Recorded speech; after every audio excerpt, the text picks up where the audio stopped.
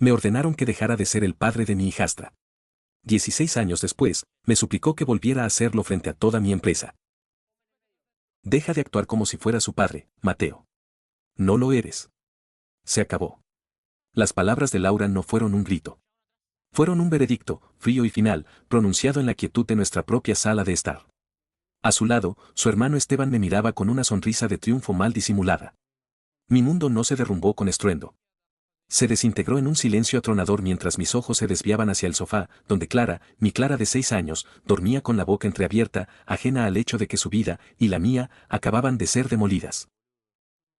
El amor, para mí, siempre tuvo la textura de la cinta adhesiva plateada y el olor a desinfectante de hospital. Conocí a Laura, la madre de Clara, en el peor momento de su vida. Ella había llegado a urgencias con una apendicitis aguda, sola y aterrorizada.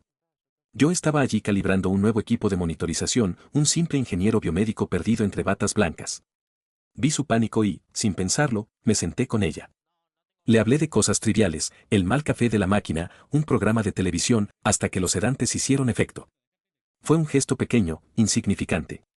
Pero para ella, fue un ancla. Nuestra relación se construyó sobre esos cimientos, yo era su calma en la tormenta. Laura era un alma caótica, una artista brillante con una incapacidad casi total para la logística de la vida. Se olvidaba de pagar las facturas, perdía las llaves y vivía en un estado de perpetua crisis existencial. Y luego estaba Clara. Clara era una supernova en miniatura. Una niña con los ojos de su madre pero con una curiosidad y una lógica que eran todas suyas.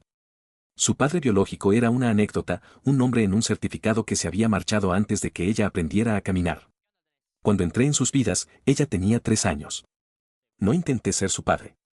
Al principio, solo era Mateo, el amigo de mamá que sabía arreglar sus juguetes rotos y que no se asustaba cuando hacía preguntas complejas sobre cómo funcionan las estrellas.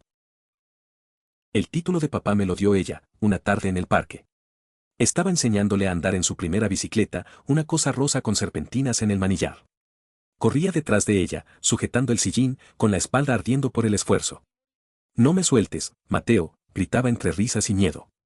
«No te soltaré», le prometía yo, sin aliento. Y entonces se tambaleó, encontró el equilibrio y pedaleó sola por primera vez. Se detuvo a unos metros, se giró con los ojos encendidos de triunfo y gritó, «Lo hice, papá». ¿Viste? Lo hice.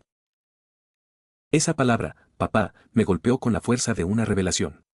En ese instante, dejé de ser el novio de su madre para convertirme en algo más. Algo permanente. Algo real. A partir de ese día, fui yo quien la llevó a sus clases de natación, quien construyó castillos de cartón en el salón y quien le leía el mismo cuento de dragones todas las noches hasta que se quedaba dormida. Fui yo quien la sostuvo cuando tuvo su primera pesadilla y quien le explicó pacientemente por qué el cielo era azul. Laura nos observaba con una sonrisa tierna, agradecida de que alguien más pudiera manejar el caos organizado que era su hija. Éramos una familia. Rota, improvisada, pero una familia. El veneno llegó en la forma de Esteban, el hermano de Laura. Se mudó con nosotros temporalmente después de perder otro trabajo. Esteban era uno de esos hombres que confunden la amargura con la inteligencia. Me resentía por todo lo que yo era, estable, tranquilo, exitoso en mi campo. Veía mi amor por Clara no como un acto de devoción, sino como una extraña y posesiva estrategia. «Es raro cómo te apropiaste de ella», le decía a Laura en susurros cuando creía que yo no escuchaba. Un hombre normal no se obsesionaría así con la hija de otro. Al principio, Laura lo defendía. «Él la quiere, Esteban. Es lo mejor que nos ha pasado». Pero el goteo constante de veneno erosiona hasta la roca más dura. Esteban jugaba con sus inseguridades. ¿No te da miedo que un día ella lo quiera más a él que a ti? Al fin y al cabo, él es el padre perfecto, el que todo lo arregla. Apelaba a su sangre, a su linaje. Clara es una parte de nuestra familia, no de la suya. Él es un extraño. Empecé a sentir el cambio. Laura se volvió distante. Las noches de cine en familia se cancelaron. Si intentaba disciplinar a Clara por algo menor, Laura intervenía con un brusco «déjala, yo me encargo». La palabra papá empezó a sonar extraña en su boca, como si se hubiera vuelto un término prohibido. El calor de nuestro hogar se estaba convirtiendo en un campo de minas emocional. La explosión final ocurrió una noche de martes. Yo había llegado a casa agotado después de instalar un nuevo sistema en la unidad de cardiología de un hospital. Encontré a Clara dormida en el sofá, con la televisión encendida. En la cocina, Laura y Esteban me esperaban. Era una emboscada. Tenemos que hablar, dijo Laura, evitando mi mirada. Esteban fue más directo.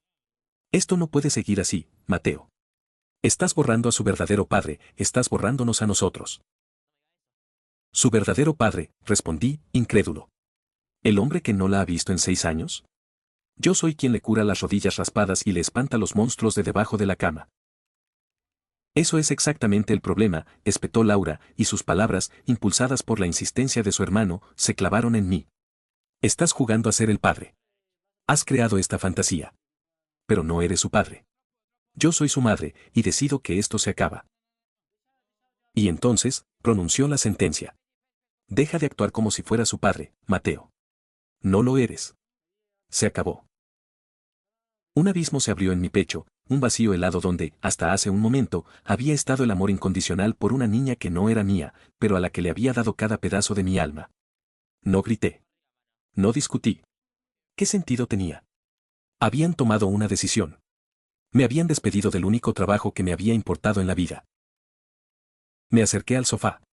Me arrodillé junto a Clara y le aparté un mechón de pelo de la frente. Olía a champú de fresa y a inocencia.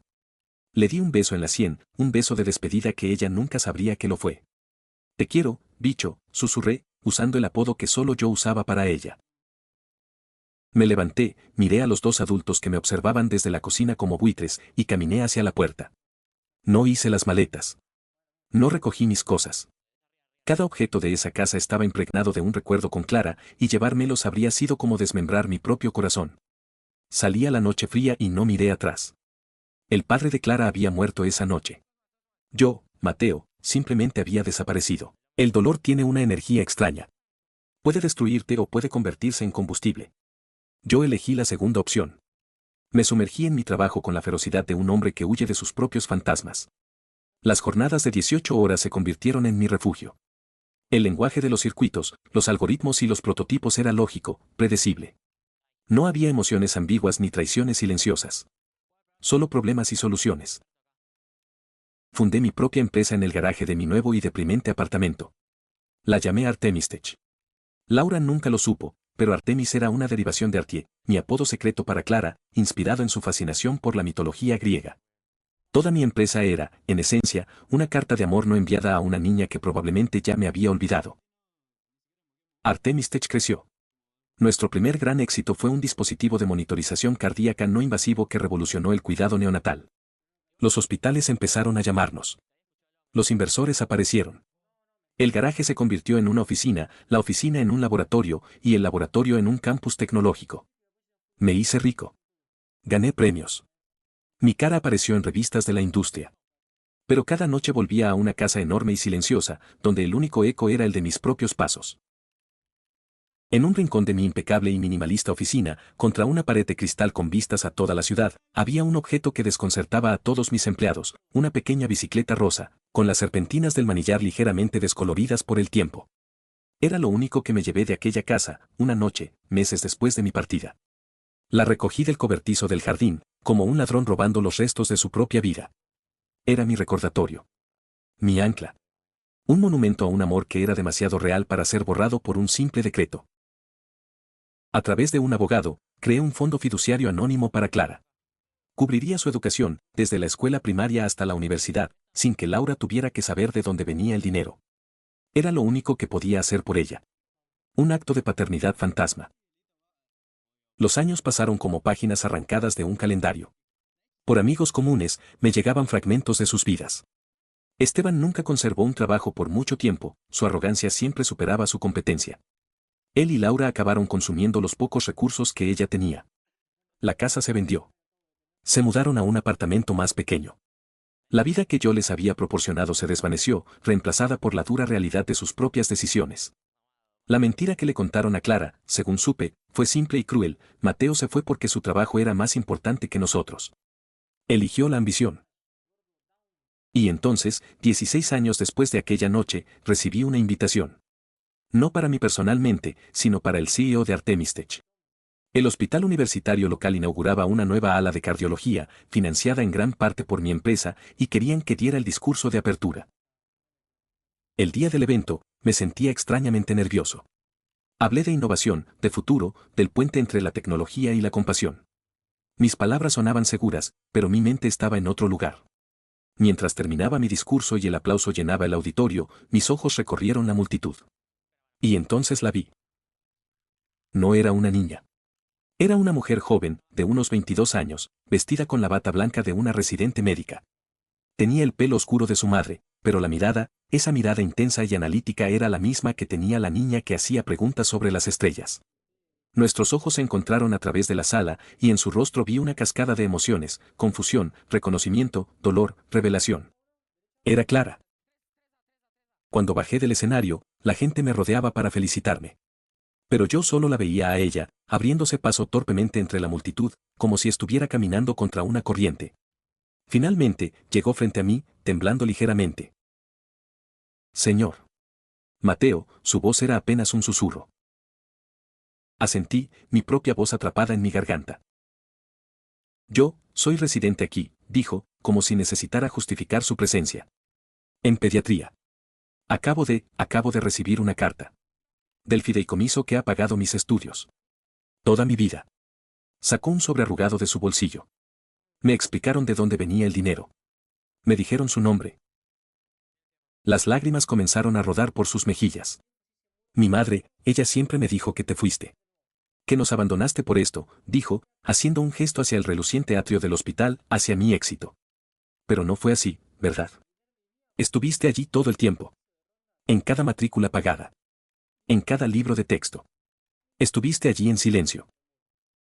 La gente a nuestro alrededor había empezado a darse cuenta de que algo importante estaba sucediendo. El murmullo se apagó. Éramos el centro de un silencio expectante. Clara dio un paso más cerca, su voz quebrada por el llanto. Me dijeron que no eras mi padre, pero fuiste el único que actuó como tal. Todos estos años. La miré. A la mujer en la que se había convertido. Una sanadora. Alguien que, como yo, dedicaba su vida a arreglar lo que estaba roto. Todo el dolor, toda la soledad, todos los años de silencio parecieron condensarse en ese único momento. El veredicto de su madre, la sonrisa de su tío, todo se desvaneció. Solo quedábamos nosotros dos.